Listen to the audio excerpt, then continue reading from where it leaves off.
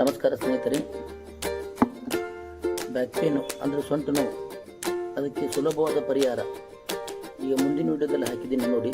ಈ back pain ಯಾಕೆ ಬರುತ್ತೆ ಅಂತಂತ ಮುಂದೆ ಹೇಳ್ತೀನಿ. ಈ ಬ್ಯಾಕ್ ಪೇನಿಗೆ ಸುಲಭವಾದ ಪರಿಹಾರ ಈ ಮುಂದಿನ ವಿಡಿಯೋದಲ್ಲಿ ಹಾಕಿದ್ದೀನಿ ನೋಡಿ.